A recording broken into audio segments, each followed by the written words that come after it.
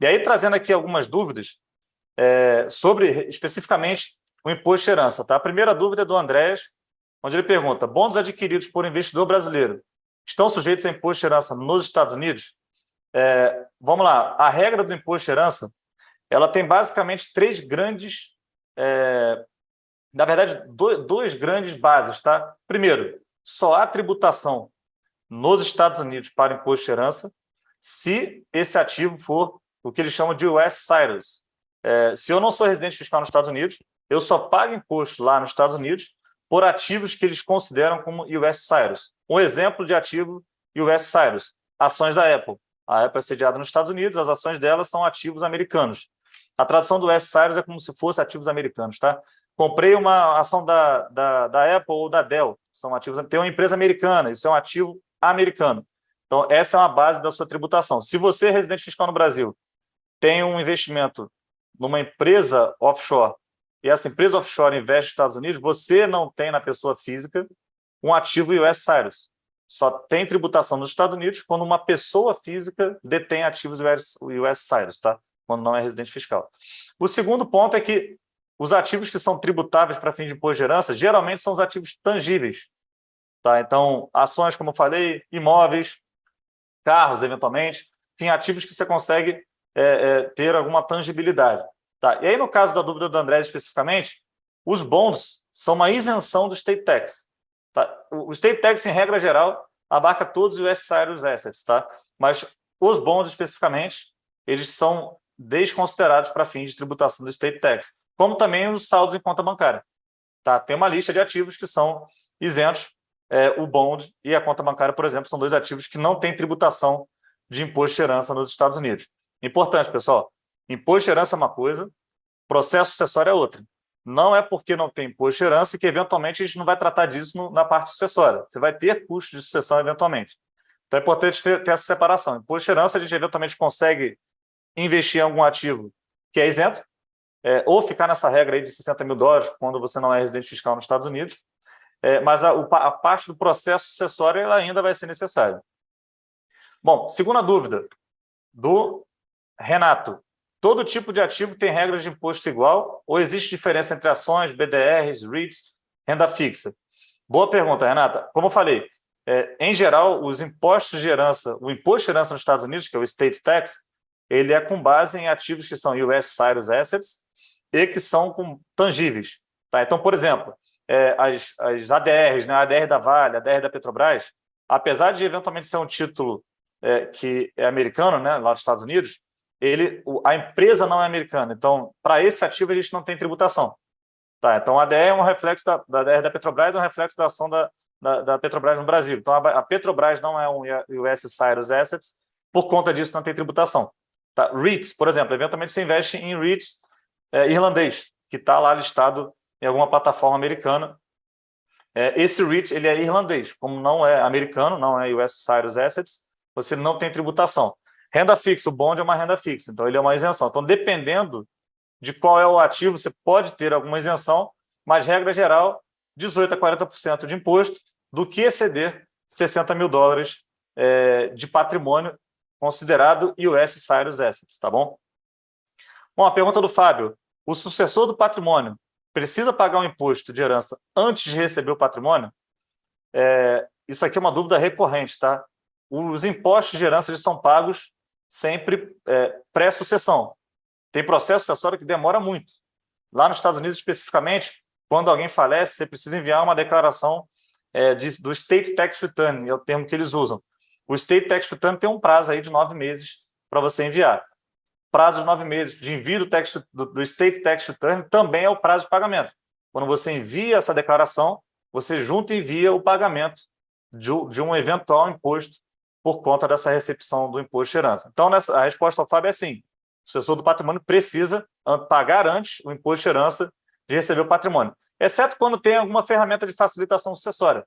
Eventualmente, você tem uma ferramenta de facilitação sucessória, e aí você consegue ter um processo sucessório mais rápido do que esses 9 meses que eu comentei, tá? No caso dos Estados Unidos. Como eu falei, na Tibra a gente já teve aqui algumas sucessões, tivemos uma nos Estados Unidos, especificamente, durou em torno de 30 a 40 dias. Nesses 30 a 40 dias, a gente passou o patrimônio para a esposa desse cliente que infelizmente faleceu, e o imposto de herança foi pago depois de em torno de 6, 7 meses. Tá? A gente não esperou vencer os 9 meses para enviar essa declaração do State Tax Return. Tá? Resumidamente, bons adquiridos por brasileiros estão sujeitos à tributação do imposto de herança nos Estados Unidos? Andrés, não está. Pergunta do Renato, todo tipo de ativo tem regras de imposto igual ou tem diferença entre ações? A regra é igual, a gente tem algumas isenções, como no caso dos bonds, como no caso de ativos não americanos, ADRs da Vale, da Petrobras, REITs irlandeses. E a última dúvida do Fábio, sim, você paga geralmente imposto de herança antes de receber o patrimônio do seu parente, ou enfim, do investidor que detinha esse ativo. Bom, a dúvida do Maurício. O imposto de herança em conta conjunta, quando as pessoas colocam JTWRS ou JTWROS, é o Joint Tenancy with Rights of Survivorship. É um tipo de copropriedade onde, para o governo local, os ativos são detidos em totalidade por todos os participantes. Ou seja, no caso aqui da dúvida do Maurício, vamos supor que fossem 2 pessoas detentoras de uma conta com joint tenancy. As 2, para o governo local, são donas de 100% do capital. Tá? E aí, a dúvida do Maurício é a seguinte: o imposto de herança em conta conjunta com joint tenancy é calculado sobre tudo que exceder 60% ou sobre os 50% do falecido? É uma pergunta interessante, porque essa é uma dúvida que surge, não tem nada na legislação que fale a regra, tá? A gente adota aqui o conservadorismo. Quando você tem uma conta bancária, você sendo residente fiscal no Brasil, né, você tem que mostrar qual é o seu percentual de patrimônio em cima daquela conta, mesmo que ela seja conta conjunta. Então, vamos supor, eu e minha esposa tendo uma conta conjunta no Brasil, depois eu levo esse caso para os Estados Unidos, temos a conta conjunta no Brasil, e aí vamos supor que 100 mil reais nessa conta, tá? Desses 100 mil reais eu tenho que mostrar, lá na minha declaração de bens e direitos do Imposto de Renda do Brasil, quanto dos 100 mil é meu e quanto dos 100 mil é dela. Eventualmente, os 100 mil são todos meus. A grande questão é que ela está ali na conta conjunta para me ajudar numa operacionalização, ou vice-versa. Então, a gente traz aqui como movimento conservador, sempre que tiver essa situação, conta conjunta com joint tenancy, a gente separar ali qual é a fatia de um, qual é a fatia de outro. A gente tem aqui no Brasil a declaração de bens, né? A declaração de bens, ela nos ajuda, apesar de ser para muitos aí um problema fazer a declaração de imposto de renda, mas ela nos ajuda a ter esse percentual de quanto é de cada um nessa conta. Eventualmente é 50% de cada um, que é o mais tradicional, né? Você tem uma conta conjunta e é 50% de cada um. No caso do joint tenancy, ele facilita a passagem do patrimônio.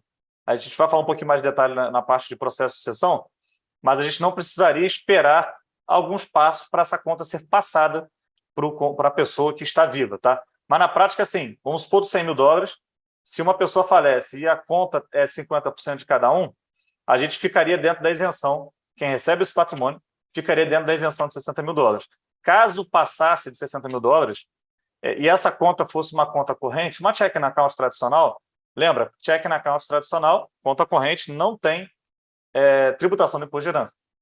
Então, você teria aqui uma isenção do imposto de herança, porque checking account, conta corrente, não tem imposto de herança, e teria uma facilitação sucessória nessa conta por conta do joint tenancy. Tá? Dúvida do Roberto. Joint tenancy no caso de morte de um dos cônjuges. O cônjuge sobrevivente paga imposto de sucessão? Depende. Depende do quê? Se esse patrimônio excedeu 60 mil dólares. Se a fatia da pessoa que faleceu excedeu os 60 mil dólares, que é a isenção nos Estados Unidos de imposto de herança para herdeiros que recebem patrimônios sediados lá, US Cyrus Assets, nos Estados Unidos. Tá? Então, se passar de 60 mil dólares, se o patrimônio, um exemplo hipotético, Wagner tem lá os 100 mil dólares numa conta nos Estados Unidos, um investimento, tá, em ações da Apple nos Estados Unidos, faleço. Tá? A minha esposa e meu filho vão pagar imposto de herança sobre o excesso de 60 mil dólares, alíquota progressiva de 18% a 40% de imposto. E aí, caráter de curiosidade, os 40%, você chega os herdeiros vão ter que pagar imposto de 40% quando o patrimônio passar de $1 milhão do excesso de 60 mil. Tá? Então, 1 milhão e 60 mil dólares já fica, a partir dali, tudo tributado a 40% do estate tax. Lembrando, é progressivo, 18%, e assim vai 18%, 20%, e assim sucessivamente até 40%. Então, isenção individual, e sempre que falece alguém, você tem que dizer qual era o patrimônio daquela pessoa individualmente, na conta corrente, investimentos, etc., soma isso tudo, vê qual foi o valor do patrimônio, passou de 60 mil, 18% a 40%. Abaixo de 60 mil, tem isenção, não paga imposto, mas vai ter um processo sucessório eventualmente.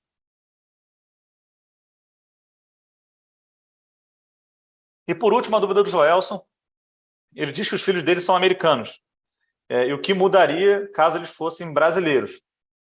Vamos lá, a gente tem aqui, como eu expliquei, né, quem não é residente fiscal nos Estados Unidos tem uma isenção de 60 mil dólares em relação ao patrimônio que é detido, como eu falei, né, US Assets ou ativos tangíveis. Sendo esses dois, você eventualmente vai ter essa tributação caso o patrimônio passe de 60 mil dólares. E aí, quando a pessoa nasce nos Estados Unidos, é uma das condições para ela ser residente fiscal lá nos Estados Unidos pelo resto da vida. Tá? Quando você é um residente fiscal nos Estados Unidos, quem nasce lá é residente fiscal o resto da vida, mesmo sem morar lá. Tá? Então, no caso dos seus filhos, Joelson, o patrimônio deles, até 12 milhões e 60 mil dólares, está isento de imposto de herança. Então, na falta deles, os herdeiros não pagam imposto de herança até 12 milhões e 60 mil dólares. Mas no seu caso, Joelson, se você vem a faltar, eu imagino que você seja residente fiscal no Brasil. Você não sendo residente fiscal nos Estados Unidos, ou seja, residente fiscal aqui no Brasil, não é porque eles são americanos que a isenção dele aumenta. A isenção dele só aumenta para herdeiros dele. A recepção de patrimônio dele depende do investidor. Então, a gente sempre olha o estate tax na ponta do investidor. Joelson com investimento nos Estados Unidos, caso ele não seja residente fiscal nos Estados Unidos, a isenção do patrimônio do Joelson na falta dele vai ser de 60 mil dólares. Os filhos do Joelson, mesmo sendo americanos, pagam imposto de herança na recepção do patrimônio do que exceder 60 mil dólares do patrimônio do Joelson. Tá? Patrimônios que são US Cyrus Assets. Importante, no caso dos seus filhos, Joelson, eles têm uma isenção maior, então eles não têm a mesma isenção que você, que é residente fiscal no Brasil, que não é residente fiscal nos Estados Unidos. Então, eles têm uma isenção maior de 12 milhões e 60 mil dólares e a base de imposto deles é maior também. Como ele é residente fiscal nos Estados Unidos, a base de imposto de herança lá é todo patrimônio global. A nossa é só patrimônio US Cyrus, só patrimônio nos Estados Unidos. A dos seus filhos, como eles são americanos, é de todo patrimônio no mundo. E aí, como que a gente ajuda os nossos investidores? Lembrando, a gente tem 2 unidades de negócios. A unidade de negócios de tax é subdividida em 2 grupos de atuação. O primeiro grupo de planejamento tributário internacional, onde a gente entende o perfil de investimento do cliente, o que ele pretende. Pretende se aposentar, pretende não acumular capital e usar para emergências, pretende acumular capital para passar para os seus herdeiros, pretende pagar a faculdade dos seus herdeiros, enfim, entende as intenções desse investidor. A gente diz que isso é um processo de diagnóstico, é uma conversa que a gente tem com os investidores para captar, de fato, quais são as intenções, perfil familiar, perfil de investimentos, como que é a estrutura dos seus herdeiros, se eles são maiores ou não, são casados ou não. Eventualmente, o cliente já tem estrutura, ele quer olhar para trás. Poxa, me ajuda aqui a olhar para os últimos 5 anos do meu imposto de renda no Brasil, do meu tax return lá nos Estados Unidos, da minha declaração de capitais brasileiros no exterior, eventualmente ele pode ser obrigado a enviar. Me ajuda a olhar esses últimos 5 anos aqui para saber se eu cometi alguma gafe, se eu preciso ajustar alguma coisa, se eu tenho algum risco que eu não sei, poder ter esse patrimônio internacional. Trata isso como um diagnóstico. Depois a gente senta com o cliente para planejar como mitigar esses riscos e quais são as estratégias de mitigação. Então, poxa, em 2020 eu retirei recursos da empresa e não sabia que tinha que pagar imposto. Qual é o meu risco de eu deixar de pagar isso? Se eu pagar esse imposto hoje, quanto seria esse imposto? E aí paga, a gente ajuda todo nesse processo de planejamento de como fazer isso e a gente implementa. Antes da gente implementar, a gente sempre usa uma ferramenta que a gente criou para trazer para o investidor, olha, quanto sobra no seu bolso depois de feito todo esse processo de planejamento, considerando a maneira mais conservadora. E aí ele decide, olha, vou seguir pelo caminho X ou vou seguir pelo caminho Y. A gente sempre traz estratégias, o investidor toma a decisão por qual estratégia ele quer seguir. E aí o que a gente diz para o cliente fazer, a gente implementa. Então, se você senta para conversar comigo, a gente chega ali a um consenso que é melhor ter uma offshore para investir nos Estados Unidos, a gente vai abrir a sua offshore, a gente tem aqui parceiros lá nos Estados Unidos, bancos e corretoras de investimento, para abrir a conta bancária da offshore nos Estados Unidos, a conta de investimento dessa offshore lá nos Estados Unidos. A gente coloca isso tudo de pé. O trabalho do investidor é ceder documentos, assinar os formulários que a gente vai enviar por conta desse planejamento, dessa estratégia que ele escolheu, e a gente coloca a implementação de pé. A gente chama esses projetos de chave na mão, desde entender qual é a demanda, entender quais são os riscos, desde o planejamento até o planejamento, como também a implementação, tudo isso dentro de uma plataforma única, um one-stop shop, tá? Sempre com um tripé, como eu falei, né? Com proteção patrimonial, isolamento de riscos da pessoa física, basicamente, para a pessoa jurídica e vice-versa, dos riscos do investimento para o risco da pessoa física. Racionalizar impostos, ou seja, racionalizar imposto não é sempre deixar de pagar imposto. Eventualmente é pagar pouco imposto durante vários anos, ou não pagar imposto hoje, pagar imposto daqui a 10, 15, 20 anos, quando você for ter usufruto desse capital de fato. Isso é uma estratégia de racionalização fiscal. Por último, planejamento sucessório. Como que você quer que o seu patrimônio seja destinado depois que você vier a faltar e esse patrimônio segue os seus desejos, os seus herdeiros. Depois de ter investido, a gente tem um outro time, inclusive o meu sócio Vitor, que lidera essa unidade de negócios, de gestão fiscal e sucessória. Então, esse serviço aqui foi criado exatamente para apoiar os investidores depois de dar o passo de internacionalização. Os investidores olham para a Atibre como ponto único de contato para tudo que é de fora do Brasil. Então, como que eu declaro esse patrimônio fora? Minha conta bancária lá na Inglaterra, minha conta bancária nos Estados Unidos no nome pessoal, como que eu declaro a minha offshore, como que eu declaro a minha empresa americana, como que eu declaro a minha offshore que detém a empresa americana. Enfim, a gente traz aqui um time de especialistas tributários para, de fato, dar diversas soluções para os nossos investidores e resolver a vida deles em burocracias. Eu sempre brinco que o investidor ele tá colocando capital para multiplicar patrimônio e deixa essa parte burocrática com a gente. A gente pede lá os extratos bancários, extratos de investimento, faz todas as consolidações, emite as atas de aporte de capital, emite os contratos de empréstimo, aconselha os investidores nas retiradas de recursos. É comum que os investidores, antes de fazer alguma operação, liguem para mim, para o Vitor, falem, poxa, estou pensando aqui em vender uma ação minha, como que eu faço aqui para racionalizar a carga tributária? Então, de fato, esse serviço aqui é toda a parte recorrente. É um serviço com uma vigência de 12 meses, onde a gente está aqui no dia a dia com os investidores, tanto via WhatsApp, telefone, presencialmente, como também via o nosso portal do cliente. Todo investidor nosso, todo cliente da Atibre International Tax tem acesso a um portal onde ele consegue ter todas as informações da estrutura dele lá nos Estados Unidos. Tá? Então, a ideia é, de fato, que ele tenha tudo aqui que ele precisa da estrutura dele sem a necessidade de falar com a gente. É como se fosse um internet banking.